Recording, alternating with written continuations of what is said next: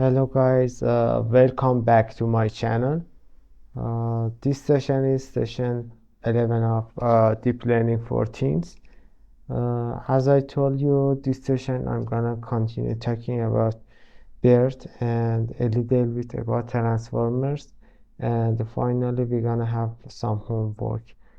Okay, let's get it started. As I talk about it, so BERT is like pre-trained models that help us to convert um, sentences to embedding or vectors that are meaningful for computers. Okay, so transformers. Let's move to this part. Okay, today I'm using Amazon review for sentiment data set, and it's a huge data set actually, because it contains more than millions. I think it's 3 million something. And it has two parts, train and test, and I just used train part. So first of all, I extract the file because it's a kind of compressed file. And after that we have, if we check, we have two labels. We have label and text. We have two columns, label and text. And for the label it's only label 2 and 1, and for text it's like a review text for the products that people actually bought something from Amazon. Okay, that's a text file for the product. Okay, so our task today is based on the text that we have, predict the label. It's 1 or 2. Okay, and I just did something like mapping. Label 1 I just put 0, and label 2 I just put 1. By the way guys, I'm gonna share this script with you, and you can understand it more. And you can see here we have only 1 and 0 for label. So the next part is changing these sentences to embedding actually. So and by the way, I just use 1000 samples here, because as I told you, it's a huge data set, and I just don't want to face any problem for memory. Okay, and the reason is this. By the way, yeah, you can see here, this is the data set that we have. So only 1000 records, and here I just split it to 3 parts, as you know. So we usually have for deep learning jobs, we usually have something like uh, actually we have test data, we have validation data, and we have train data. Okay, so here I just wrote a function for embedding. Actually, it's similar to the function that we didn't have function last session, but it's similar to that. So for the first layer, actually here I use batch size, but the reason is I don't want to get any error similar to out of memory or like that. So here for first of all I use tokenizer. Tokenizer is like this. So we tokenize the whole sentence. If you have, for example, a sentence, you separate it by word. Okay, just think tokenizer like this. But sometimes it's not only a word. So for example, we have something like reading. Okay, reading is a verb, but it's read plus ing. So that's gonna be something like 2 tokens. But for just keep it simple, think like this. So every word is a token. Okay, just think like this to keep it simple.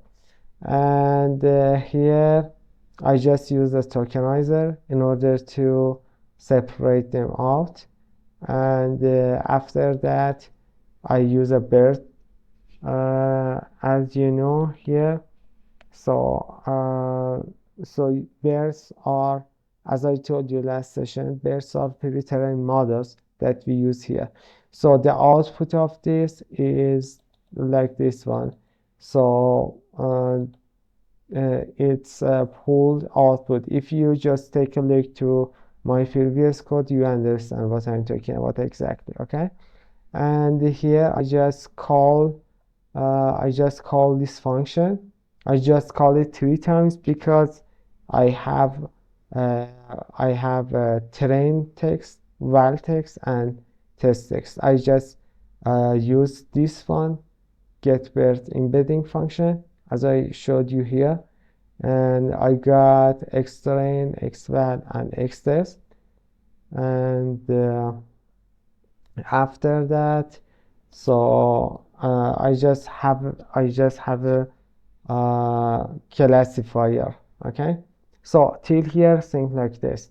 We have a data set we have embedding, and we have label for each row or each record. Okay, and our data set is ready. We can give it to our model. So basically this task is classification task because we have only 0 or 1. Okay, we say the actually it's negative or positive. Okay, so we got the input data. So we have a dense layer, and activation function for dense layer is relu. As you know, we usually use relu, and we use the dropout, and just to prevent overfitting. We have another dense layer, and the last layer we have sigmoid. Okay, because we have classification. And for compile, so for optimizer we have Adam. For loss we have binary cross entropy. For matrix I just use accuracy. And also for training I use xtrain and train label. For validation I use validation, and I use just 20 epochs, and batch size equal to 32. Okay, and just for checking if we have overfitting, if we face overfitting or not, so I just compute the accuracy for both test and train. I just compare the result here. So if you see here, so for test accuracy it's like 70%, and for train it's like 74%. It's not overfitting. Okay, let's back to presentation. Let's talk about transformers. So transformers usually we got 2 parts, 2 components.